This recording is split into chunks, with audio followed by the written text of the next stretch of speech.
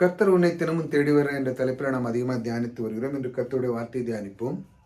ஆட்டுக்குட்டியானவர் கர்த்தராகிய கர்த்தரும் ராஜாதி ராஜாவும் இருக்கபடியால் அவர்களை ஜெயிப்பார். ஹல்லேலூயா. கர்த்தர் நமது தெய்வ ஆட்டுக்குட்டி. நமக்காக அவர் சிலுவையிலே மரித்து நம்முடைய வாழ்க்கையிலே எது தேவையான அனைத்தையும் நமக்கு தந்தவர். அவர் மூலமாக நமக்கு எல்லாமே கிடைக்கப்பட்டிருக்கிறது. அந்த ஆட்டுக்குட்டியானவர் கர்த்தராகிய கர்த்தரும் ராஜாதி ராஜாவுமா இருக்கிறார். எப்பொழுதும் அவர் தான் நம்முடைய ராஜாவாக இருக்கிறார். அவரின்றி இந்த உலகத்தில் நாம் எதுவுமே செய்ய முடியாத ஒரு சூழ்நிலை. ஏனென்றால் அவர்தான் எல்லாத்தையும் ஜெயி கொடுக்கிறார். அவர்களை ஜெயிப்பார். யாரை? நமக்கு விரோதமாக எழும்புகிறவர்கள். நாம் ராஜாதி ராஜாக அவரை ஏற்றுக்கொண்டு கர்த்தராகிய இயேசு கிறிஸ்துவை நமக்கு ஏற்றுக்கொள்கிறோம்.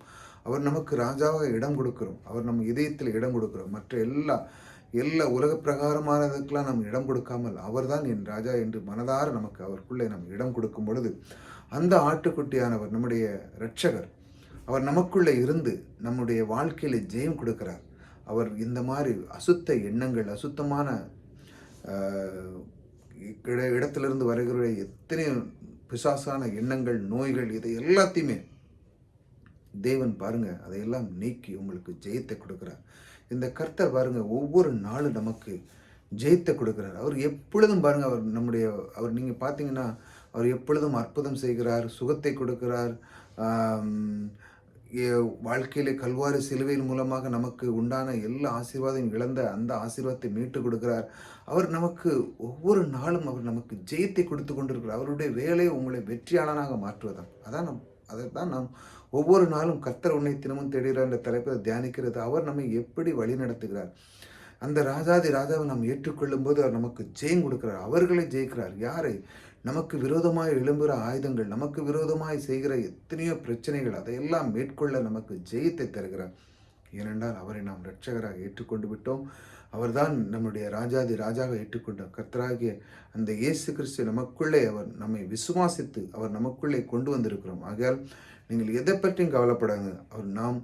அவர்களை ஜெயிப்போம். யாரை? நமக்கு விரோதமாக எழும்புகிறவர்கள். அது பக்கத்து வீட்டில் இருக்கலாம், வேலை ஸ்தலத்தில் இருக்கலாம், எங்கேயுமே இருக்கலாம். ஆனால் உங்களுக்கு எந்த பிரச்சனையை எழும்புகிற அந்த நேரத்திலே தேவன் கர்த்தராகிய கர்த்தர் ராஜாதி ராஜாக உங்களுக்குள்ள இருக்கிறவர். அவர் உங்களுக்கு ஜெயத்தை கொடுப்பார். ஏனென்றால் நீங்கள் அவரை ஏற்றுக்கொண்டிருக்கிறீர்கள். அவர் ஏற்றுக்கொண்ட ஜனமாக இருக்கிறீர்கள். ஒவ்வொரு நாளும் அவர் உங்களை இப்படிதான் வழி நடத்துகிறார். என் ஜனம் ஒரு நாளும் வெட்கப்பட்டு போகக்கூடாது. அவன் என்னை நேசிக்கிறான், எனக்குள்ளே இருக்கிறான். அவன் என்னை எப்பொழுதும் அவன் தேடிக்கொண்டே இருக்கிறான். அவன் என்னை விட்டு விலகுவதே இல்லை அப்படின்னு அவரே நினைக்கிறார். நாம் கர்த்தரை விட்டு நாம் விலகுவதே இல்லை என்று நம்ம ஒவ்வொரு நாளும் அதை நாம் மனதார சொல்கிறோம். இப்படி ஒருவருக்குள்ள ஒரு உறவை நாம் ஏற்படுத்துகிறோம் கர்த்தருக்குள்ளே. அது எப்பொழுது வருகிறது? இப்படி சின்ன சின்ன வீடியோக்கள், 1 நிமிஷம் 2 நிமிஷம் வீடியோக்களை நம்ம பார்க்கும் பொழுது கர்த்தர் இந்த அளவுக்கு நம்மளை நேசிக்கிறாரா? ஆம், கர்த்தர் உங்களை நேசிக்கிறார். நீங்கள் அவருக்கு இடம் கொடுத்துருக்கீங்க. ஆக நீங்கள் கவலைப்படாங்க. இது நடக்குமா அப்படின்னு நீங்கள் யோசிக்கலாம். அது நிச்சயமாக இந்த காரியத்தில் நீங்கள் வெற்றி பெற வேண்டும் என்று நினைக்கிற அந்த காரியம் நிச்சயமாக நடக்கும். ஏனென்றால் அவரை நீங்கள் தேர்ந்தெடுத்தீர்கள். அந்த கர்த்தரை நீங்கள் ராஜாதி ராஜா என்று நீங்கள் மனதார முழு மனதோடு ஏற்றுக்கொண்டிருக்கிறீர்கள். எப்படி உங்களுக்கு தோல்வி கிடைக்கும்? எப்பொழுதும் ஜெயந்தான் கிடைக்கும். யாராக இருக்கட்டும், பக்கத்து வீட்டில் இருந்து உங்களுக்கு பிரச்சனை வருதா, அதையெல்லாம் நிர்மூலமாக்குவார். நீங்கள் ஒன்றும் அதெல்லாம் பிரயாசப்பட்டு செய்யணும், தன்னாலே அது நீங்கிவிடும்.